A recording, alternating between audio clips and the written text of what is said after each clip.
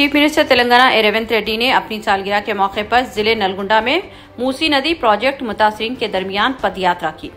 उन्होंने इस मौके पर कहा कि मूसी नदी की सफाई और इसके अहिया को रोकने की कोशिश करने वालों को बुलडोजर के जरिए रौंद दिया जाएगा और इन्हें मूसी नदी में ही दफन कर दिया जाएगा।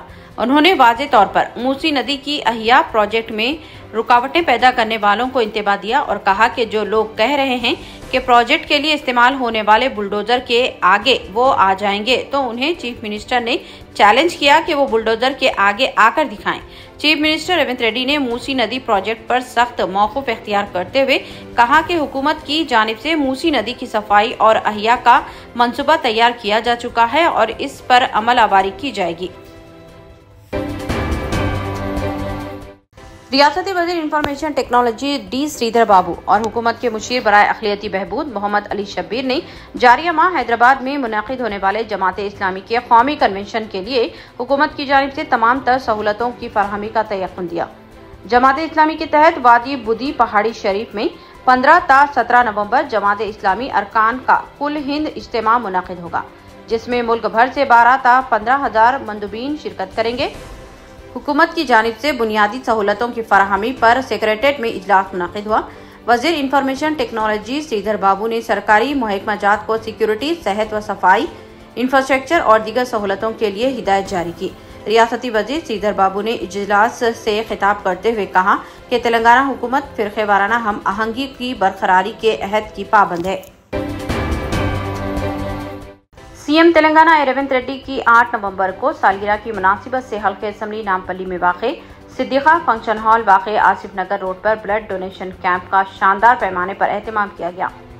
सदर प्रदेश कांग्रेस तेलंगाना महेश गौड़ ने इस कैंप का इफ्तिताह अंजाम दिया, जबकि कांग्रेस कायदीन MP अनिल कुमार यादव, जना फ़हीम कुरैशी प्रेसिडेंट टिमरीज, सैयद अज़मतुल्लाह हुसैनी चेयरमैन वक्फ बोर्ड, मुश्ताक मलिक सदर तहरीक मुस्लिम शब्बान, अमजदुल्ला खान खालिद तर्जुमान MBT, कांग्रेस अक़लियती कायद मोहम्मद राशिद के अलावा मोहम्मद मुजफ्फर खान, सूफी खैरुद्दीन ने शिरकत की। इस ब्लड डोनेशन कैंप के ऑर्गेनाइजर्स कांग्रेस अक़लियती कायदीन फिरोज खान, उस्मान मोहम्मद खान, राशिद खान, सहाफ़ी अबू अमल आज़ाद थे, जिन्होंने मेहमानों का खैर मकदम किया। जबकि इस ब्लड कैंप से जमा करदा खून मुफ्त थैलेसीमिया सिकल सेल सोसाइटी को दिया गया है। इस कैंप में तकरीबन 527 अफराद बशमुल गैर मुस्लिम अफराद ख़वातीन ने अपने खून का अतिया दिया। Aleem Baig joint secretary TSCS ने कैंप के ऑर्गेनाइजर्स को 27 मोमेंटोस पेश किए। सुप्रीम कोर्ट ने अपने तारीखी फैसले में कहा है कि अलीगढ़ मुस्लिम यूनिवर्सिटी आईने हिंद के आर्टिकल 30 के तहत अक़लियती दर्जे की हकदार है। सुप्रीम कोर्ट के 7 जजों पर मुश्तमिल आईनी बेंच ने जुमा को अलीगढ़ मुस्लिम यूनिवर्सिटी के अक़लियती दर्जे से मुताल्लिक़ मामले में 4 अलग अलग फैसले सुनाए हैं। 7 जजों की बेंच की सरबराही कर रहे CJI DY चंद्रचूड़ ने अपनी और जस्टिस संजीव खन्ना, JP पार्थिवाला और मनोज मिश्रा की फैसले को अक्सरियती करार दिया है, जबकि जस्टिस सूर्यकांत, दीपांकर दत्ता और सतीश चंद्र शर्मा ने इस मामले में इख्तिलाफी फैसला दिया। सुप्रीम कोर्ट ने 3-4 की अक्सरियती से अपना फैसला सुनाया। चीफ जस्टिस DY चंद्रचूड़ ने कहा कि 4 मुख्तलिफ फैसले हैं। सुप्रीम कोर्ट के फैसले में कहा गया है कि कोई भी मजहबी तबका इदारा कायम कर सकता है, लेकिन वो इदारे की इंतजामी की निगरानी नहीं कर सकता। बहरहाल जुमा को सुनाए गए फैसले में कहा गया है कि अलीगढ़ मुस्लिम यूनिवर्सिटी अक़लियती दर्जे की हकदार है। चीफ मिनिस्टर रेवंत रेड्डी ने वज़ीर आज़म हिंद नरेंद्र मोदी से मुतालबा किया है कि वह जनवरी 2025 से होने वाली मर्दमशुमारी में ज़ात पात की मर्दमशुमारी को शामिल करें। मुंबई में एक प्रेस कॉन्फ्रेंस से खिताब करते हुए उन्होंने याद दिलाया कि तेलंगाना में कांग्रेस हुकूमत ने काबीना में एक करारदाद मंजूर की थी, जिसमें मुतालबा किया गया था कि मरकजी हुकूमत पूरे मुल्क में ज़ात पात की मर्दमशुमारी को नाफिज करे। उन्होंने कहा कि कांग्रेस के रुकने पार्लियामेंट राहुल गांधी ने भी मुख्तलिफ प्लेटफॉर्म्स पर यही मुतालबा किया था। महाराष्ट्र में जारी इंतखाबी मुहिम का हवाला देते हुए रेवंत रेड्डी ने कहा कि मोदी के पास मुहिम के दौरान महाराष्ट्र के लोगों के आगे बोलने के लिए कोई नई बात नहीं है। Indian Muslims for civil rights और इंडियन इस्लामिक कल्चर सेंटर के इश्तिराक से दिल्ली के इस्लामिक सेंटर में एक अहम प्रोग्राम मुनाकिद किया गया। اس اہم کانفرنس میں شریک اہم شخصیات نے قومی اتحاد و اتفاق پر زور دیتے ہوئے کہا کہ ملک میں بڑھتی نفرت کے پیش نظر ہمیں ہر حال میں مل جل کر گنگا جمنی تہذیب اور آپسی بھائی چارے کو فروغ دینا ہے، نیز موجودہ وقت میں تیزی سے پھیل رہی نفرت و عداوت کو ختم کر کے بقائے باہمی ہم آہنگی کو فروغ دینا ہے۔ Indian Muslims for civil rights کے چیئرمین اور سابق رکن پارلیمنٹ محمد ادیب نے تمام مہمانوں کا استقبال کیا۔ اس موقع پر M P Sanjay Singh, professor V K Tripathi, سابق مرکزی وزیر سلمان خورشید، ایم پی عمران مسعود کے علاوہ دیگر نے خطاب کیا۔ تلنگانہ حکومت نے سال 2025 کے لیے تعطیلات کا اعلان کر دیا ہے اور اس سلسلے میں اعلامیہ بھی جاری کر دیا گیا۔ حکومت کی جانب سے جاری کردہ جیو کے مطابق سال 2025 میں 27 عام تعطیلات اور 23 اختیاری تعطیلات دی گئی ہیں۔ تعطیلات کی فہرست میں 31 مارچ کو عید الفطر، 7 جون کو عید الاضحیٰ اور 5 سپٹمبر کو عید میلاد النبی صلی اللہ علیہ وآلہ وسلم کی عام تعطیلات بھی شامل ہیں۔